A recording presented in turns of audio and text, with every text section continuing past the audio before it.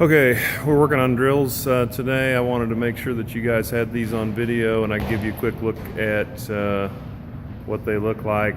I'll be sending you this document via email, so you'll have all of the reps and things that you need, but I just want to make sure you know what they look like and what some of the concepts behind them are. So we're going to do the glide sequence first.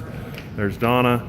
She's going to show you what the reach drill looks like. So go ahead and show the reach drill in the shot. Throw your towel down. No, turn sideways. So you're throwing that way. You're throwing. There you go. Okay, so she's just going to set up like a regular glide. She's going to bring her leg up like a regular glide, and she's just going to reach. Okay, she's just reaching, and then she's going to tuck the foot up under the hip. So the goal here is to get used to driving the back foot down towards the front of the ring and tucking the right foot underneath the ring. A couple things to look for. Do one more of these, Donna. A couple things to look for when we get to the finish of this is she drove down, she stopped and reset. She drives off the heel to that position. She wants to make sure her shoulders are at 0 on the circle and her right foot is at 90 on the circle. Okay, so that's the first one. The second one is the hip to wall drill. She's going to put her power position in. She's got her right foot underneath her right hip, and she is simply going to turn the right foot and drive the right hip into the wall, and she wants to make sure that the hip hits the wall before any part of her upper body does. Mostly it's about the shoulder and the hand. She's turning the right foot and she's driving the hip into the wall, and notice that the only thing hitting the wall is her hip before her shoulders or her hand get there. Okay, the third thing, come here, clap, is the towel drill. Okay, this is a drill that helps us make sure that the shoulders stay square to 0 when we go across the ring. So she's actually going to set up in a glide position.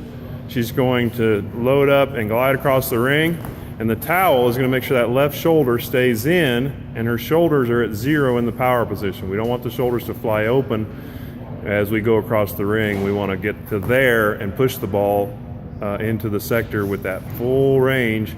So one more time, the towel is just held with a little bit of slack and it gets tight at the end, and we keep the shoulder in tight. All right, thanks.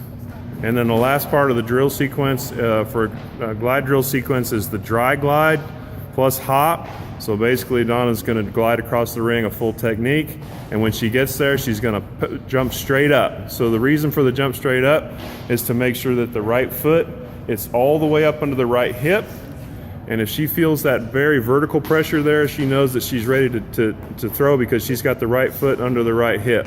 Do one wrong real quick. So what we get a lot of times is the right foot lands short of, land with the hip too far out and not and bad connection. You notice there, she can't really jump. So she had the foot behind the right hip, and she really wants to make sure when we hit the power position in the glide that right foot is up under the right hip and ready to drive vertically up into the throw. Okay, so those are the glide drill sequence moves.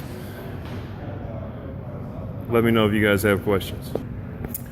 Okay, we're back to do the rotational drill sequence. This can be for rotational shot or for rotational discus. The concepts are the same. There are subtle differences between those two throws, but we can work on that kind of stuff later, but I want to show you guys these drills. So the first one is the 360 drill. Donna's just going to set up and she's going to rotate all the way back to the start. So the key here is to make sure that the hip is on top of the foot on the side you're rotating. So if her left hip is not directly on top of that left foot, she can't hold this position.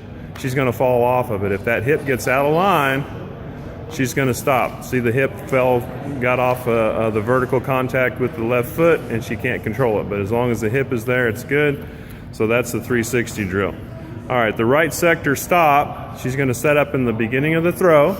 She's going to crank her left foot out and drive everything down the right sector line. So imagine the right sector line up there. She's trying to get everything there as soon as she can. So one more time, she's going to really crank that foot out and get that knee and everything facing down that sector line. This is the point in the throw where she would actually take off to the middle of the ring. Here we put the right foot down. We wouldn't do that in an actual throw. Okay, but she gets everything heading down that line. Now notice she doesn't throw the left arm out of the box. What I mean by that is, come back one more time. She doesn't throw that left arm, throw the left arm out.